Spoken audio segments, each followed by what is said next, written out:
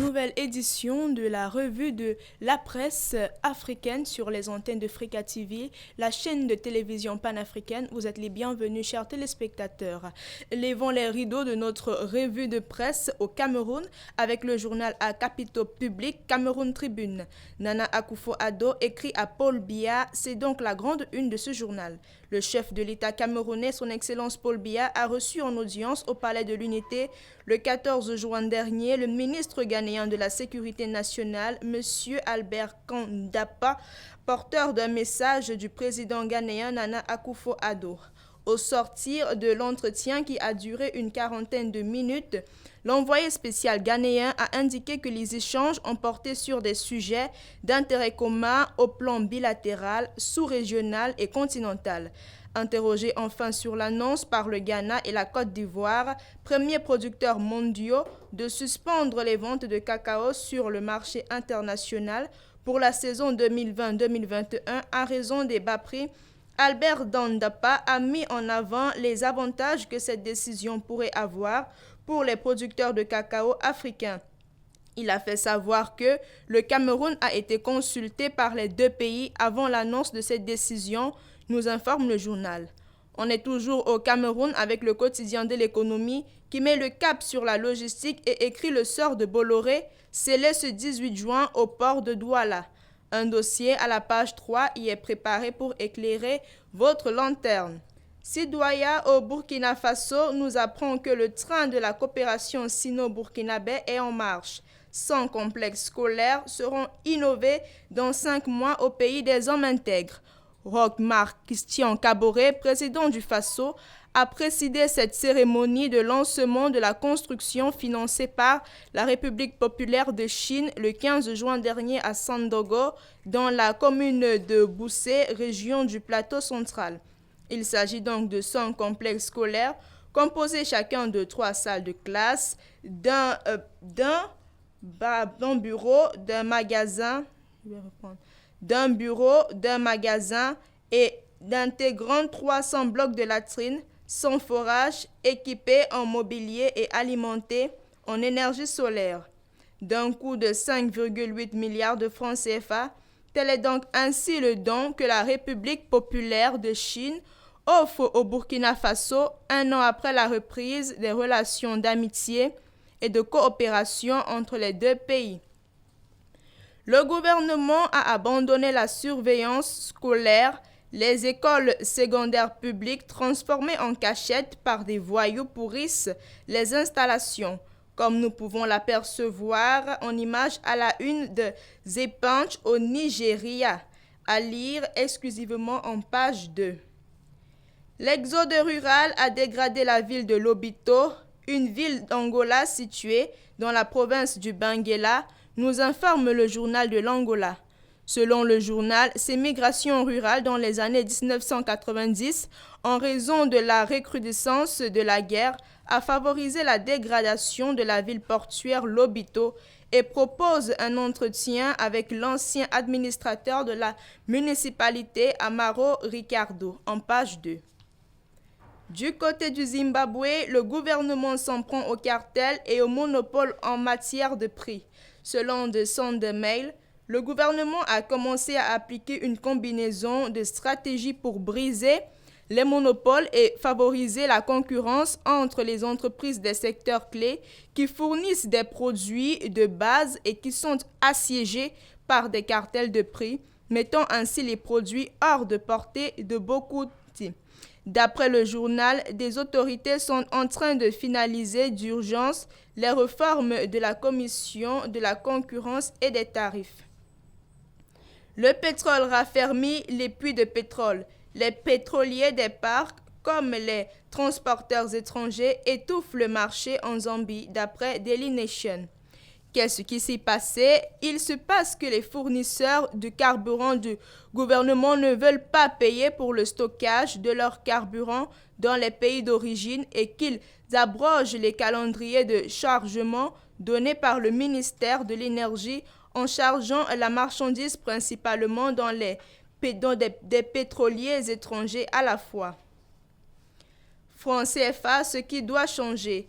Eh bien, l'hebdomadaire international Jeune Afrique s'intéresse une fois de plus au franc CFA avec un dossier de 14 pages à lire exclusivement. Terminons donc cette revue de presse avec El Watan en Algérie qui titre à sa grande une contre la corruption et mise en détention de nombreuses personnalités, les réserves des hommes de la loi. À lire l'article de Selma Temsani en page 3 du quotidien indépendant El Watan. En bonus des Africa Report dans son 108e numéro des mois de juillet, août, septembre 2019 nous fait le top des 500 compagnies africaines. La croissance revient pour les champions d'Afrique. Allez et découvrez. De retour donc sur notre plateau de la revue de presse, j'ai le plaisir de vous présenter Monsieur Kedjan Henry, journaliste à Canal 2 pour le commentaire de quelques sujets ce matin. Bonjour Monsieur Kedjan Henry. Bonjour Suzanne. Bienvenue sur le plateau de la revue de presse sur Fricati. C'est un plaisir. Déjà, la première question, qu'en pensez-vous de cette décision de la Côte d'Ivoire et du Ghana sur la suspension de la vente du cacao pour la saison 2020-2021 aux principaux acheteurs? C'est une très bonne décision d'ailleurs parce que la Côte d'Ivoire et le Ghana font partie des deux premiers producteurs de cacao au monde. Il y a aussi le Cameroun et le Nigeria. Tout à l'heure, j'ai suivi votre revue où vous parliez, n'est-ce pas, de l'arrivée de M. Kandapar, envoyé spécial du président Nana Akufo-Addo. J'ose croire que ça fait partie, n'est-ce pas, de cette démarche diplomatique pour que le Cameroun joindre à cela, parce que également au Nigeria, pour qu'ils défendent, n'est-ce pas, le point commun. Tu ne peux pas être le producteur, parce que le Cameroun, la Côte d'Ivoire, le Ghana et le Nigeria font partie des premiers producteurs du monde. C'est-à-dire, ils produisent environ 70 à 80% du cacao du monde. Alors, tu vois l'Amérique du Sud, avec d'autres petits îlots, tels que le Brésil, Uruguay, ils produisent le reste. Avec d'autres pays tels que le Libéria, il y a aussi la Gambie qui produit un peu, c'est presque insignifiant. Alors, tu ne peux pas être un grand producteur, mais les prix sont dictés par les gens, par exemple, de Cargill. Il y a Cargill, le géant américain, qui dicte le prix du cacao. Il y a ADN, quand ils sont là, ils décident comment il va vous payer. Alors, vous produisez plus de 80% au monde, vous nourrissez le monde et vous n'avez rien, vous avez moins de 5% de revenus de vente. C'est un problème. Donc, il faut absolument qu'il y ait ce point commun pour défendre, n'est-ce pas? Et quand vous regardez, les planteurs sont délaissés à eux-mêmes. Ils ne sont même pas entretenus. Ils n'ont pas de produits. Ils souffrent, il n'y a pas d'accompagnement. Mais quand ils produisent, à la fin, c'est ceux-là qui dictent le prix parce que c'est les acheteurs. Mais, quelque part, c'est une très bonne chose pour que ces pays font un front commun pour défendre leurs intérêts. Et à votre avis, pourquoi est-ce que ces principaux producteurs de cacao ont attendu si longtemps avant de prendre une pareille décision? Non, vous savez, parfois on vous dit nous avons de l'argent et on vous donne de l'argent. Je m'en souviens à une époque, une année, le Ghana avait fait ce qu'on appelle buffer stock, c'est-à-dire ils ont gardé le stock. Ils ont même jeté parce qu'ils étaient frustrés. Tu ne peux pas être un bon producteur. L'économie souffre parce que l'économie dépend majoritairement du cacao. Et quelqu'un vient te dire qu'il ne va pas payer au prix que tu donnes. Ils ont préféré jeter ça. Ils ont jeté le produit. Alors, parfois l'État achète cher le planteur. Et l'État revend même à moins coût. Parce que généralement, ils disent les pays quand vous dites le marché mondial c'est quoi? Ça, c'est un marché mondial. De cacao, on va dire le marché mondial, le prix est tombé. Non, c'est ceux qui décident. Parce qu'ils ont de l'argent. Et maintenant, tu n'as pas l'argent, tu dois faire avec. Voilà pourquoi ça a tardé. Maintenant, tu sais que tu peux transformer. Parce que le pays transforme. En l'occurrence, le Cameroun transforme. Vous avez Barry Calibou ici, vous avez Neo Industry ici, inauguré récemment par le Premier ministre, construit à plus de 54 milliards. Et il n'y a même pas, je vous dis, je vous mets au défi, si vous connaissez quelque chose, il n'y a aucune industrie au monde actuel qui vaut ce que le Cameroun a planté à quelqu'un en termes de machines, parce que c'est le tout récent, up-to-date, comme on dit. Alors, si on peut produire, si on peut transformer, pourquoi ne pas transformer, on vend. Même entre nous, on vend. Et le cacao, vous savez très bien que le cacao est envié par tout le monde. Tu ne peux pas me dire, par exemple, qu'en Suisse, par exemple, ils n'ont pas le cacao, mais ils produisent le meilleur chocolat du monde. Idem pour d'autres pays européens. Donc ça fait problème. En Chine, ils n'ont pas le cacao, mais ils produisent le bon chocolat. Ça fait problème. Donc il va falloir que les gens, le Cameroun, la Côte d'Ivoire, le Ghana, le Nigeria, qui revoient, qui font un bloc commun pour affronter les acheteurs. Et à quel niveau la condition des producteurs va-t-elle changer? Ça peut changer parce que ces gens-là ont besoin de cacao. Le cacao est un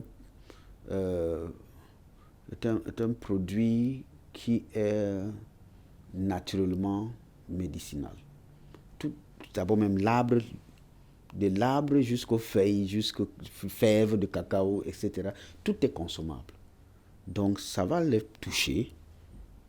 Si vous dépendez de ça aussi, de l'autre côté, pour payer vos gens, pour nourrir vos gens, ça veut dire que, pour nourrir vos gens, ça veut dire que il doit avoir l'incidence au niveau des revenus chez vous, dans les pays qui produisent, parce que c'est le cacao qu'ils utilisent. C'est ça qu'ils utilisent, c'est ça qui fait le marché, et c'est ça qui nourrit leur économie. Donc, ça va les toucher. Henri Kédian. L'exode rural, parlons maintenant. L'exode rural au point de vider toute une localité. Quel sentiment cela vous provoque? Alors, quand vous parlez de l'exode rural, c'est parce qu'il y a un problème. Peu importe le pays, c'est un problème général parce que les pôles économiques sont ce qui tire. La majorité, c'est des jeunes qui marchent, qui sortent, qui vont vers là où ils peuvent trouver de l'emploi. Alors, quand vous regardez, par exemple, je prends le cas du Cameroun, tout est concentré à Douala. Tout le monde veut venir à Douala, tout le monde veut venir à Yaoundé. Mais c'est difficile de dire, puisque même ceux qui vivent au nord, à Garoua, descendent à Douala. La majorité descend à Douala, à Yaoundé, parce que tout est concentré ici. Là. Alors, voilà pourquoi certains partis politiques parlent, n'est-ce pas, de ce qu'on appelle le fédéralisme, parce que vous allez décider comment créer les industries sans dépendre, n'est-ce pas, du gouvernement central. C'est un problème. Je prends un cas, par exemple, à Limbé. Vous allez voir que Limbé, étant donné que c'est une grande ville maritime, Limbé n'a pratiquement rien. Or, on peut développer Limbé. Il y avait une cimenterie de Limbé qui était en construction, c'est fermé. On a construit une école de pêche, mais c'est une école. On ne fait pas la pêche là-bas. C'est une école. La pêche est artisanale.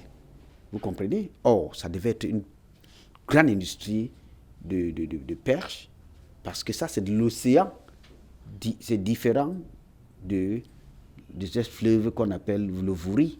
Le Vouri, c'est un fleuve. Donc, quand les gens marchent, c'est parce qu'il n'y a pas de travail. Quand ils viennent vers les grandes villes, c'est parce qu'ils n'ont pas le moyen pour vivre. Même l'agriculture, les jeunes ont abandonné l'agriculture. Vous voyez ce que, par exemple, le moto on fait maintenant. Et parce qu'il va voir, il peut trouver ses 3 000 francs par jour. à l'instant que d'attendre, de patienter que le produit sorte du champ après 9 mois, après 1 an, ou bien pour certains 5 ans. Donc déjà, la technologie a fait à ce que tu peux planter le cacao aujourd'hui, en 3 ans, tu commences à la récolte. Mais même si l'État met la politique agricole sur le papier, ce n'est pas praticable. On te dit, il faut que les jeunes rentrent au champ. Mais les jeunes n'ont pas le terrain. Où est la terre? Le système domanial est difficile, donc c'est un problème.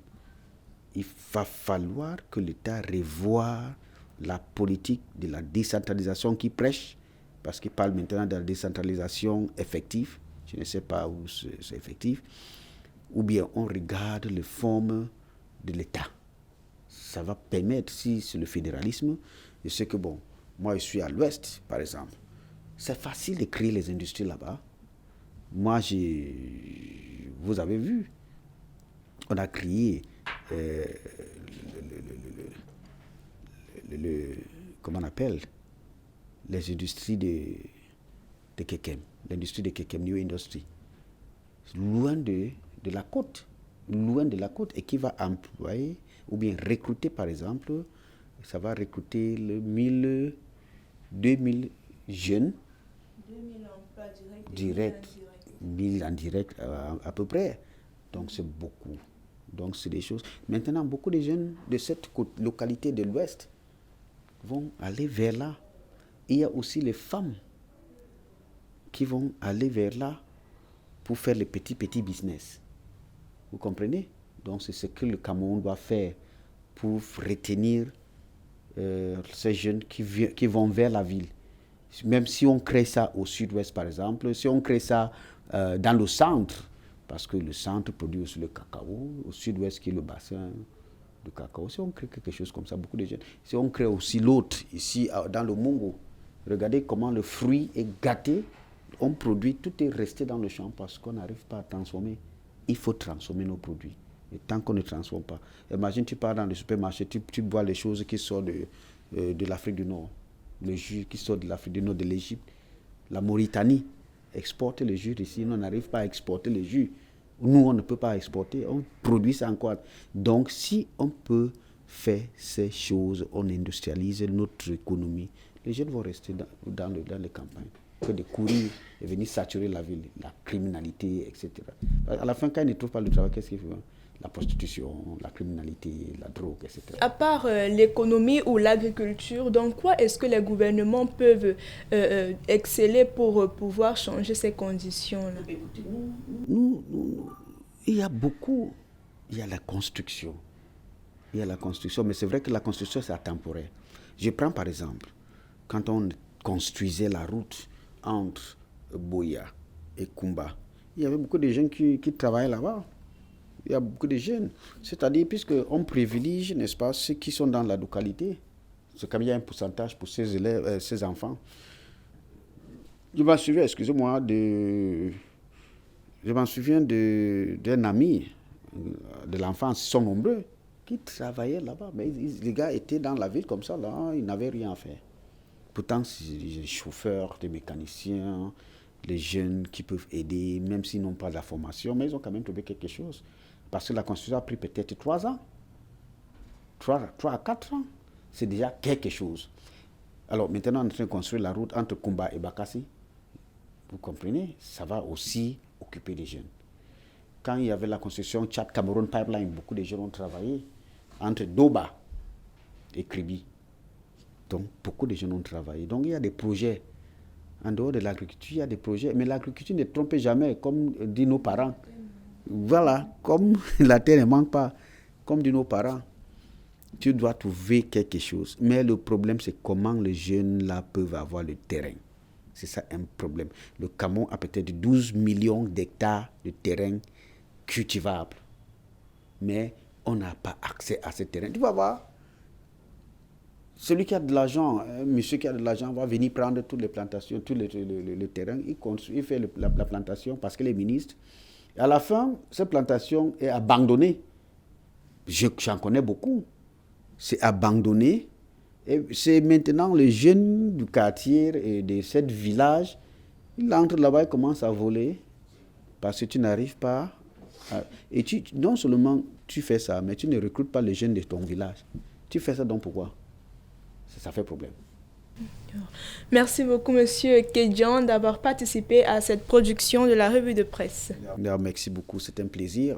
Je suis toujours disponible. Chers téléspectateurs, nous vous remercions également pour votre attention particulière. Nous nous retrouvons prochainement pour une nouvelle production de la revue de l'actualité économique, toujours sur les antennes de Frika TV, la chaîne de télévision panafricaine. Merci.